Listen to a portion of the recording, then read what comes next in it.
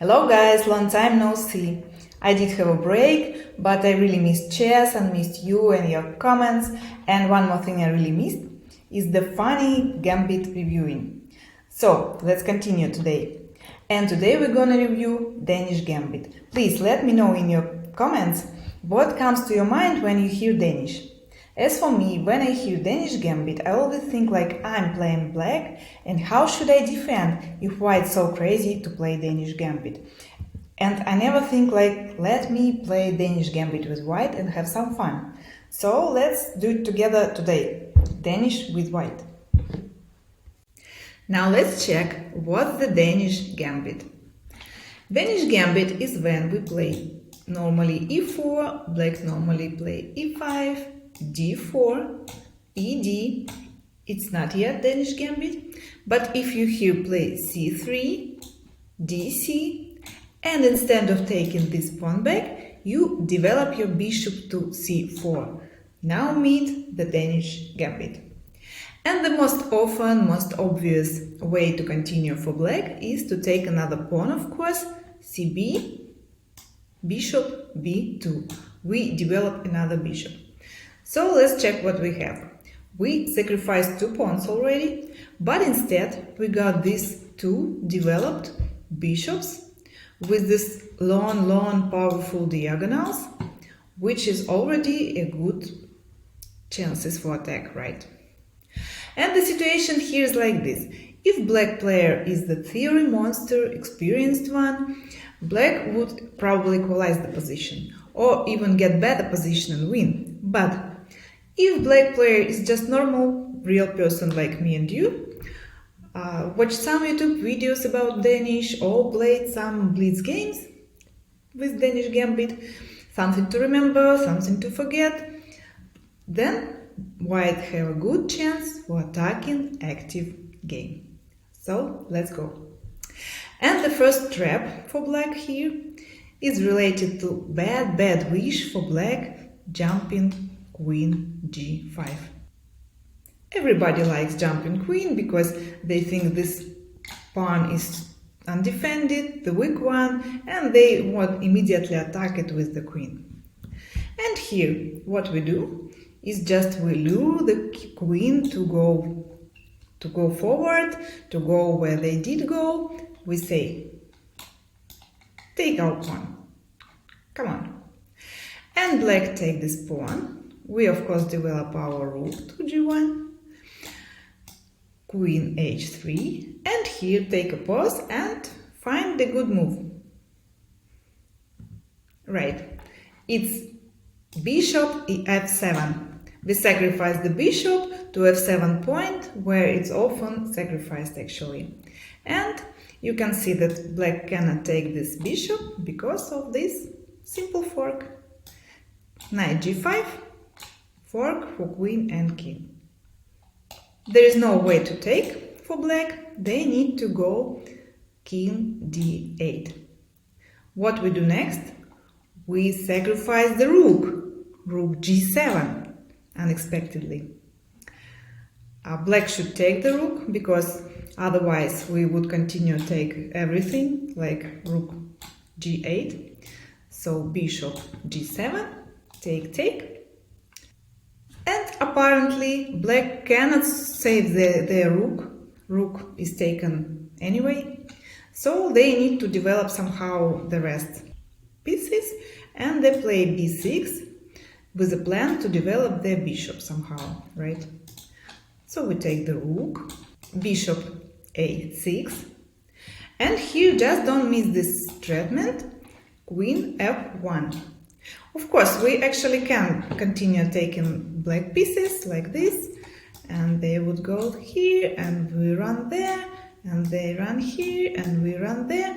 It's nothing to afraid of, but let's better avoid this black counterattack. Let's return a bit. And we are not taking this knight here. We just develop our pieces, defending this weak f1 point. So knight d2. Black take the another opportunity to attack, queen g2, with treatment queen h1. Let's block this attack as well with bishop c4. We block this diagonal and block any chances for black to any attacks, right? And here follows the trade, bishop trades, and let's count the pieces. 1, 2, 3, 1, 2. Just we have an extra piece right from the beginning. Good enough. Okay, let's return to our initial Danish Gambit situation. Remember our two powerful bishops. And if the queen g5 looks really adventurous, the most popular way to continue for black here is bishop b4 check. This move you would meet rather often. Knight d2. And here black again have this bad wish to jump queen g5. Let's check the trap in this new addition. And here we actually do the same. Knight f3, we say black just take our pawn, they take our pawn, we move rook g1. The big difference from the previous situation and this one is the black can take the knight with a check here. It's intermediate check. And here appears we cannot take this with a knight because they could take our rook. We cannot take it with a queen, right? Because they can take our knight. And we even cannot take it with a king because they take our pawn, another pawn with a check. And here we have active queen, 3 pawns lost, and attacking chances for black. In this edition, you should remember one thing. If black takes the knight, we do not take it at all. We slide our king to e2. King e2. Really sensitive moment. Because here now, what we can see? Queen is hanging, bishop is hanging. They should move their queen back, somewhere back to h3. And we just take the bishop without any losers. Black developed their knight. And you would ask me here, what do we have? We just have 3 pawns down. What do we have instead? And I would answer you, we're gonna take these pawns back. How? Right, with our favorite bishop f7 sacrifice. Check. And black again cannot, of course, take it because of our favorite fork. You should always monitor a chance for this sacrifice and fork. It's really often, just believe me. So, black cannot take it, they should move king back. And here we take another pawn. And what do we have? We already took 2 pawns back, and we have all the pieces developed, and this knight is attacked with the bishop. So what to do? If they play knight e4, we have this beautiful line, queen g5, check. Why? We can take it? No, we cannot, because checkmate, ta-da! So we totally covered this queen g5 jump, and we realized what we should do with it. Yes, we should catch it for knight fork. And the normal move here, as I told you before, bishop b4 check. And knight d2. And here, instead of jumping queen g5, black should rather develop their pieces, knight f6. And they're threatening to take another pawn. It will be the 4th pawn already, but we don't care. We continue our development. We just move knight f3, and if black take them pawn, because they think with 4 extra pawns they would win for sure, here we have another surprise for them. We just castle. Now black should do something with this knight, which is already hanging. They of course trade.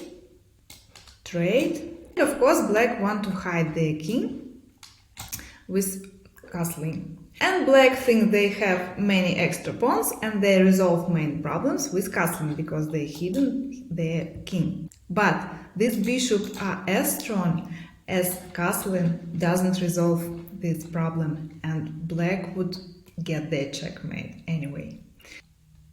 Queen g4. We attack this g7 point with checkmate threatened. And the only defense here is g6, because can you see this pawn is pinned with this bishop? It cannot move. So they defend g6, and you can take a pause and find a way to checkmate. Yes, we attack from another side.